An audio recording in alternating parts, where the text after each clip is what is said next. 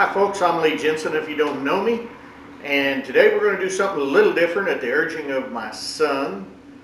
We are going to cut a piece out on the plasma table, and I'm going to tell a little story as it goes along.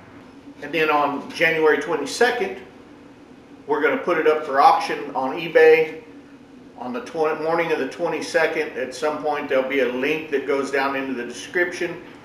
This will be the only piece that we cut like this, and I think I'm going to try and do about 5 of them. We're going to give it a good effort and see what the results are. There won't be any reserve on it, but it will be one of a kind. It's a piece that I designed up, goes along with the story just a little bit, and we're going to try and have some fun with it. Be sure to check out Dragonslayer Industries. There'll be a link down in the description. We do a few cool things. We even sell day planners. Hang around and watch what I pull off the table. Back in the early 90s, I used to shoe some horses, and I was working with a man. He knew a lot more about shoeing than I did, and I really learned a lot from him. But one of the things was about every other, I think it was a Tuesday, Thursday, could have been Wednesday, every other week we used to go from Bandera, Texas to Houston. And that was a pretty good little drive, and we would start, it was just kind of a hell day. And we'd start early in the morning. He'd come get me at about 3 o'clock in the morning, and we'd head down there. And as the story goes, every time I would have been partying, like till the bar closed. I was young, I was early 20s, and he'd load me up.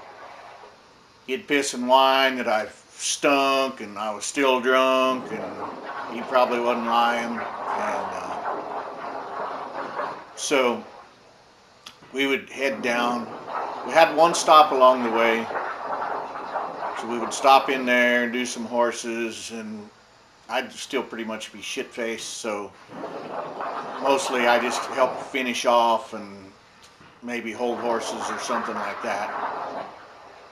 And then we would go on down there. And I wasn't hungover at this point because basically I was still drunk, right?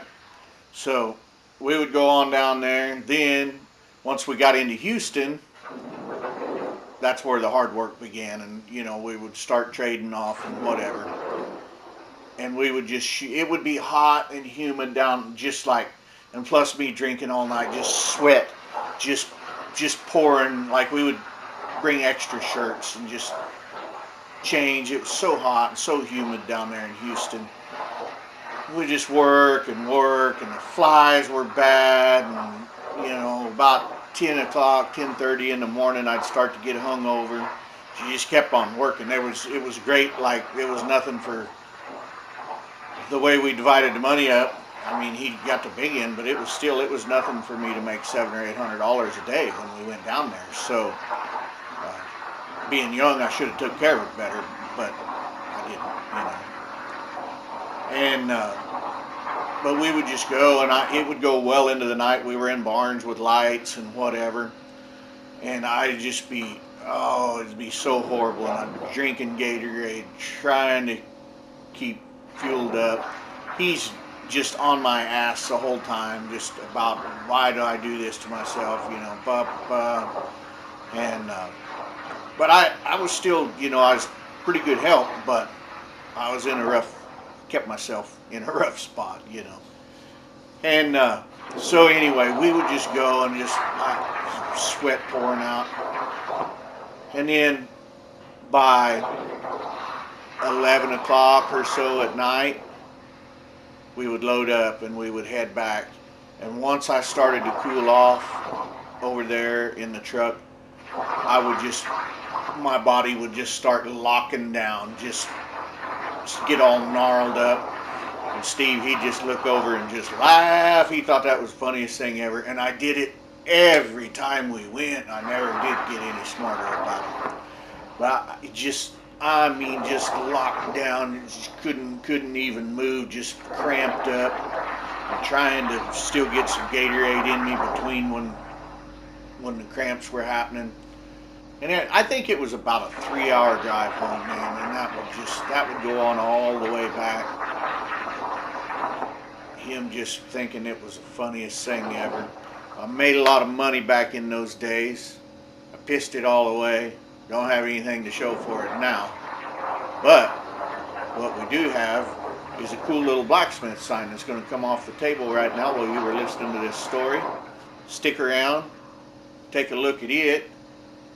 Hit the subscribe button. I'm going to do this at least a few more times, 3 or 4 more times, and see how it goes.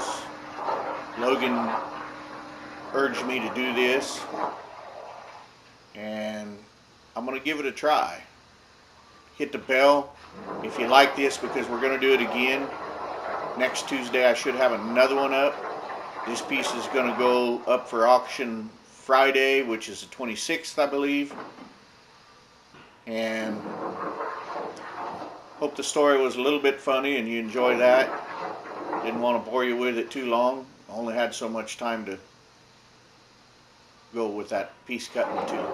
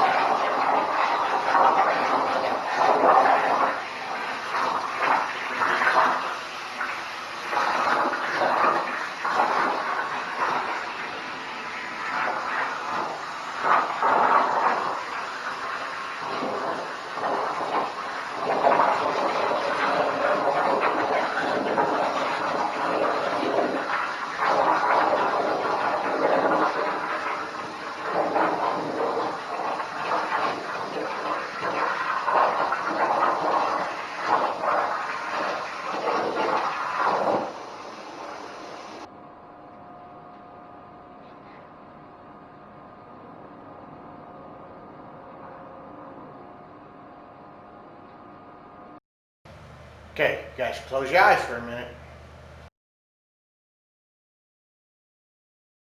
Alright, you can open them. There it is, the old Blacksmith sign. Cut that, told a little story about my times when I was working as a horseshoer.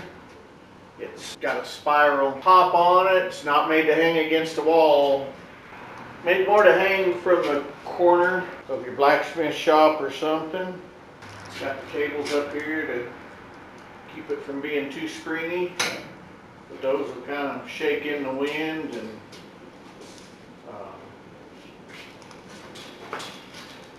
I don't know, a person might drill some holes and hang something from the bottom of it to make kind of a big wind chime out of it or something. An idea that Logan put on me, and his ideas ain't always bad, so I thought I'd take it and try and run with it. I'm going to try and do 5 pieces, each one of them unique. Won't cut any more of them like this. So they'll be one of a kind. The ones on these videos will be one of a kind. Appreciate you watching the video. If you're still here, maybe hit that like button and, you know, subscribe if you want. And you know what? If you don't like it, hit the thumbs down. I mean, that just lets me know. I'd rather have you say, no, I don't like that, that was dumb, than just get nothing at all. So if you like it, hit the thumbs up. If you dislike it, hit the thumbs down. Leave a comment why you didn't like it. Leave a comment why you liked it.